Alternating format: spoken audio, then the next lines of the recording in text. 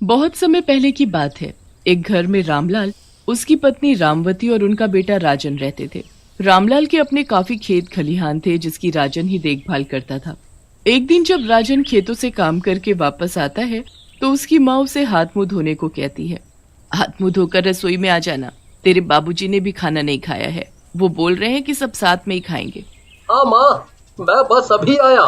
हाथ मुंह धोकर राजन खाना खाने रसोई में जाता है। वहाँ सब साथ बैठकर खाना खा ही रहे होते हैं कि राजन के पिताजी उसकी शादी की बात छेड़ देते हैं। बेटा राजन, अब तो तुमने सारे खेतों का काम अच्छे से संभाल लिया है और अब तुम्हारी उम्र भी होने लगी है, तो मैं सोच रहा था कि क्यों ना तुम्हारी शादी की बात चलाएं। अब इस मामले में मैं क्या बोलूं? आपको जो ठीक लगे आप वैसा करें। देखा, मैंने कहा था ना कि मेरा बेटा मना कर ही नहीं सकता। अब तो आप लड़की देखना शुरू ही कर दो। बस फिर अगले दिन से राजन के लिए लड़की ढूंढने का काम शुरू हो जाता है। उसके माँ बाप काफी लड़कियां देखते हैं पर उन्हें कोई भी लड़की समझ ही नहीं आती। फिर एक दिन पड़ोस में किसी के घर शादी होती है। वहाँ सीमा नाम की एक लड़की आई हुई होती है। राजन की माँ को वो लड़की एक ही नजर में भा जाती है। वो उसकी शादी अपने बेटे राजन से करवाने के बारे में सोचने लगती है और उसके माँ बाप से बात करने पहुँच जाती है। मुझे आपकी बेटी बहुत पसंद है, आप बोलो तो मैं अपने बेटे की शादी उससे करवाना चाहती हूँ। हमारे पास पैसों की कोई कमी नहीं है, आपकी बेटी बड़ी खुश रहेगी।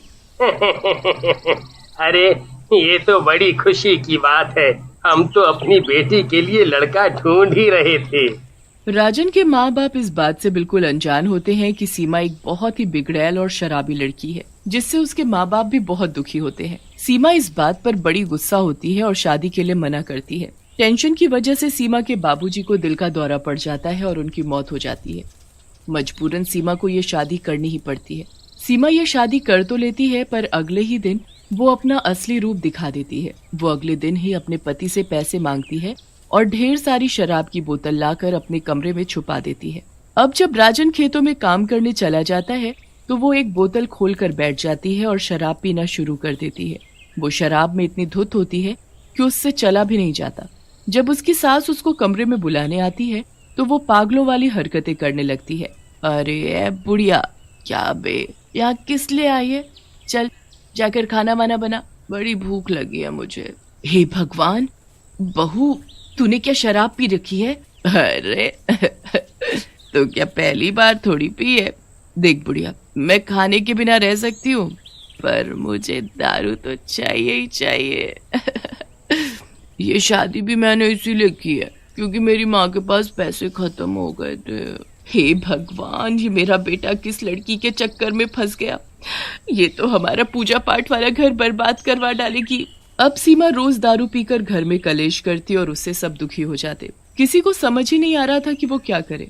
आखिरकार उन्होंने सीमा की माँ से बात करने की कोशिश की तो पता चला कि वो अब उस घर में नहीं रहती। आए दिन घर के कलेश और मोहल्ले में बदनामी के कारण सबका जीना इतना मुश्किल हो जाता है पर कोई सीमा को रोक नहीं पाता। एक दिन सीमा की इसी बात पर अपने ससुराल में बहुत लड़ाई होती है। तुम लोग तो मुझे चैन से पीने भी नहीं देते, लगता है मुझे कहीं और जाकर पीना पड़ेगा। सीमा दारू की ढेर सारी बोतल निकालती है और घर से निकल जाती है। वो किसी के रोकने से नहीं रुकती। वो दूर एक नदी के किनारे जाकर बैठ जाती है और वहाँ दारू पीनी शुरू कर देती है। पूरा दिन दारू पीने के बाद उसे होश ही नहीं होता। वो जैसे तैसे उठने की कोशिश करती है पर उसका पैर फिसल जाता है और वो सीधा नदी में जा गिरती है। सीमा हाथ पैर मारती है पर दारू पीने की वजह से खुद को बचा नहीं पाती और उसकी मौत हो जाती है। मरने के बाद सीमा चुड़ैल बन जाती है और उसकी शराब पीने की भूख और ज्यादा बढ़ जाती है। शराब, शराब, कहाँ है शराब? मुझे शराब चाहिए, शराब। शराब के लिए वो पागल हो जाती है और चिल्लाती हुई अपने ससुराल पहुंचती है।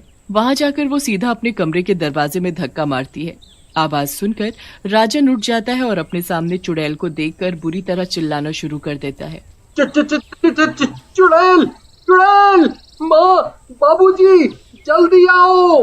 राजन की चीख सुनकर उसके माँ बाप जल्दी जल्दी भाग कर आते हैं तो चुड़ैल को देखकर उनके भी होश उड़ जाते हैं। चुड़ैल, बाप रे, ये चुड़ैल कहाँ से आ गई? ए बुढ़िया, यहाँ क्या खड़ी खड़ी मुझे देख रही है? चल जा मेरे लिए शराब लेकर आ, मुझे शराब पीनी है। शराब? शराब कहाँ से लाऊं मैं? अरे वो सीमा की अलमारी रखी होगी, उसी में से निकाल कर दे दो ना। हाँ माँ, जल्दी करो, वरना ये जाने हमारे साथ क्या करेगी। राजन की माँ जल्दी से जाती है और अलमारी से शराब निकालकर उस चुड़ैल को दे देती है। शराब देखकर चुड़ैल के चेहरे पर मुस्कुराहट आ जाती है। वो राजन की माँ के हाथ से शराब की बोतल छीनकर गटागट सारी शराब पी जाती है। शराब पीने के बाद वो अचानक गायब हो जाती है। हे भगवान, ये कहाँ गई? ये हो क्या रहा है? एक चुड़ैल हमारे घर आई और शराब पीकर चली गई। हाँ, शायद चुड़ैलों को पता होता होगा कि कहाँ कहाँ क्या रखा है, और हमारे घर जितनी शराब तुम्हारी बहू रानी पीती है ना, उतनी तो कहीं नहीं होगी। मेरी बहू रानी मतलब? आपकी भी तो है। और जाने महारानी कहाँ चली गई है? अब तक घर नहीं लौटी। इसका तो रोज का हो गया है, रात रात भर घर से गायब रहना, शराब पीना। हे भगवान, ऐसा तो कभी सुना भी नहीं था जो अपने घर में देखने को मिल रहा है। मरने दो उसे, चलो सब सो जाते हैं, वो सुबह अपने आप आ जाएगी। सब सो जाते हैं। अगली सुबह जब सब उठते हैं तो सीमा अभी तक घर नहीं आई होती। सबको उसकी फिक्र होने लगती है कि आखिर वो ऐसे इतनी देर के लिए कभी गायब नहीं हुई। पूरा दिन सब उसका इंतजार करते हैं, फिर उसे ढूंढने भी जाते हैं, पर सीमा का कहीं पता नहीं चलता। रात हो जाती है। सब लोग बैठकर खाना खा रहे होते हैं कि इतने में वहाँ दोबारा वो चुड़ैल आ जाती है। कहाँ गए सब के सब? लाओ दारू लाओ मेरी। हे भगवान, लगता है वो चुड़ैल फिर आ गई। सब लोग बाहर देखते हैं तो वहाँ वही चुड़ैल खड़ी होती है जो चिल्ला चिल्ला कर शराब मांग रही होती है। राजन जल्दी से डर की वजह से अलमारी से उसे शराब की बोतल निकाल कर दे देता है। चुड़ैल वैसे ही गटागट शराब पी जाती है और फिर से गायब हो जाती है। अब वो चुड़ैल रोज रात को आकर राजन और उसके घर वालों से शराब मांग कर पीने लगती है। पहले ही वो सीमा के गायब होने से बहुत परेशान होते हैं और अब उस चुड़ैल की वजह से और ज्यादा परेशान हो जाते हैं। एक दिन राजन की माँ इस चुड़ैल का हल निकालने के लिए एक बाबा के पास जाती है और उनको सारी बात बताती है। अच्छा, तू फिक्र मत कर, मैं सब ठीक कर दूंगा। तू एक काम कर, ये पानी ले और इसे शराब में मिला दे। जब वो चुड़ैल शराब मांगने आए तो उसे यही पानी मिली हुई शराब दे देना। बाबा मंत्र पढ़ा पानी राजन की माँ को दे देता है, जिसे वो घर ले जाकर एक शराब की बोतल में मिला देती है। रात होते ही वो चुड़ैल वापस आती है और शराब मांगने लगती है। कहाँ मर गए सब के सब? मुझे शराब दो, शराब चाहिए मुझे। हाँ, अब मैं बस अभी लाई। राजन की माँ वही पानी मिली शराब चुड़ैल को लाकर दे देती है। चुड़ैल बोतल खोलती है और गटागट शराब पी जाती है। शराब पीते ही उसका शरीर जलने लगता है। बचाओ बचाओ मुझे कोई, मेरा शरीर जल रहा है। क्या था इस शराब में? तूने हमें बड़ा परेशान किया हुआ था। एक तो हम अपनी बहू को ढूंढ ढूंढ कर दुखी थे और तूने हमारी जिंदगी हराम कर रखी थी, पर तुम्हारी बहू तो मैं ही हूँ। मुझे बचा लो, मेरा शरीर जल रहा है। मैं सच बोल रही हूँ, मैं सीमा ही हूँ। उस दिन शराब के नशे में मैं नदी में गिर गई और मेरी मौत हो गई थी। मुझे अभी बहुत तकलीफ हो रही है, मुझे बचा लो। क्या सच में तुम सीमा हो? यकीन नहीं होता तो अभी जाकर नदी में देखो, मेरी लाश पड़ी होगी।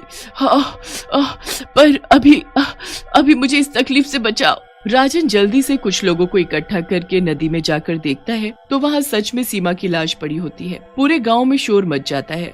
जल्दी से राजन की माँ उस तांत्रिक को अपने घर लेकर आती है, जहाँ वो चुड़ैल दर्द से तड़प रही होती है। ये चुड़ैल नहीं, हमारी बहू है। इसकी मौत नदी में गिरने से हो गई और ये चुड़ैल बन गई।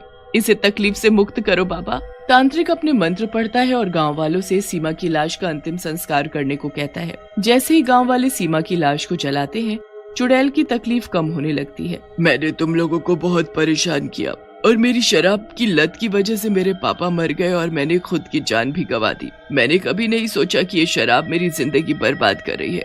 तुम लोगों के साथ मैंने बहुत बुरा किया, फिर भी तुम लोगों ने मुझे मुक्ति दी। मुझे माफ करना। इतना कहकर चुड़ैल गायब हो गई और कभी दोबारा उन लोगों को दिखाई नहीं दी।